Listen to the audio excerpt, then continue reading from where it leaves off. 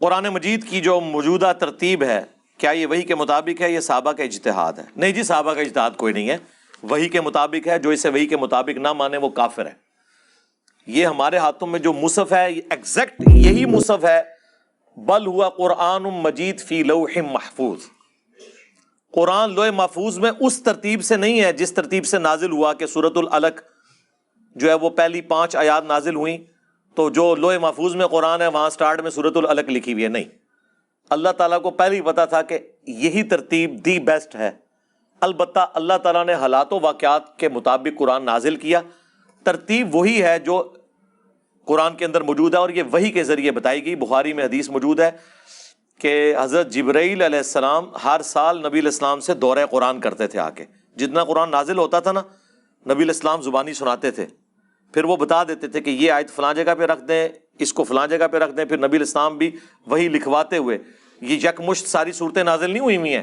اب سورہ بقرہ کی کچھ آیات ہیں جو غزوہ بدر سے پہلے نازل ہوئی ہیں، اور کچھ ایسی ہیں جیسے ربا کی جو حرمت ہے، سود کی، وہ بالکل اینڈ پہ نازل ہوئی ہیں۔ ان کا آپس میں 7-8 سال کا گیپ ہے، لیکن ان کو سورہ بقرہ میں رکھا گیا۔ یہ ترتیب اللہ تعالیٰ نے وحی کے ذریعے بتائی۔ البتہ یہ ترتیب نزول کے اعتبار سے مختلف ہے۔ نزولی ترتیب میں میجورٹی صورتیں جو آخری پارے میں ہیں وہ پہلے نازل ہوئی ہیں، لیکن جو اللہ کے پاس ترتیب ہے اس میں یہی ہے، اور یہی انٹلیکچوئل ترتیب بنتی ہے۔ سورۃ الفاتحہ پورے قرآن کا مقدمہ ہے۔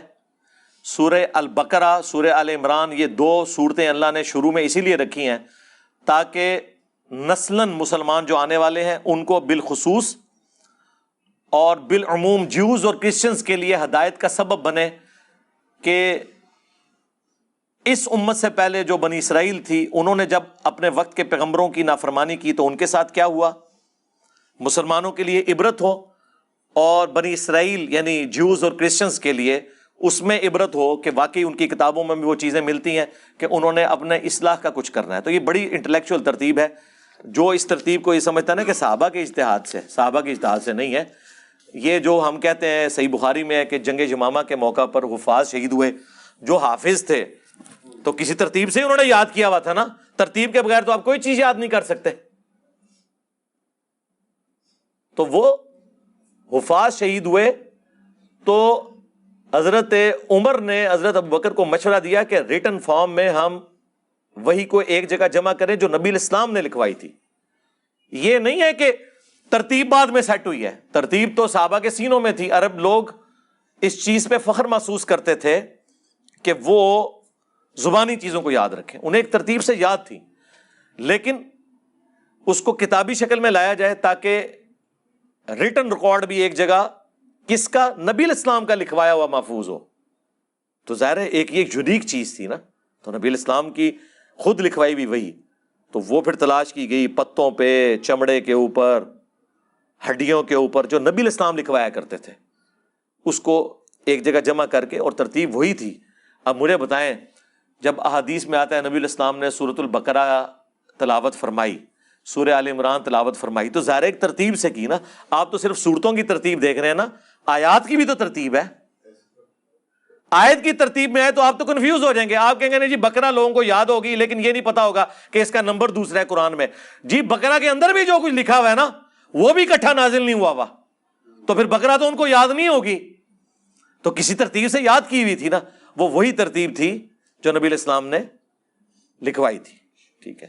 تو یہ اللہ کی وحی کے ساتھ ہے۔ یہ مصحف جو ہے اس کی ترتیب اللہ کے نبی علیہ السلام نے صحابہ کو سکھائی، اور پھر بخاری میں الفاظ ہیں جس سال حضور کی ڈیتھ ہوئی اس سال حضرت جبرائیل علیہ السلام 2 دفعہ دورہ قرآن کے لیے آئے، تو حضور نے پھر اپنی بیٹی کو بتا دیا کہ مجھے لگتا ہے کہ اب اگلے سال میں زندہ نہیں رہوں گا، کیونکہ اس دفعہ جبرائیل 2 دفعہ آئے ہیں۔ ہاں، اور یہ تاکید کی وجہ سے تھا کہ بس اب اس کو ہم کنکلوڈ کرنے لگے ہیں اس پورے معاملے کو۔ تو پھر وہ نبی علیہ السلام نے حضرت فاطمہ کے کان میں ایک بات کہی تو وہ رو پڑی، اور پھر ایک بات کی تو ہنس پڑی۔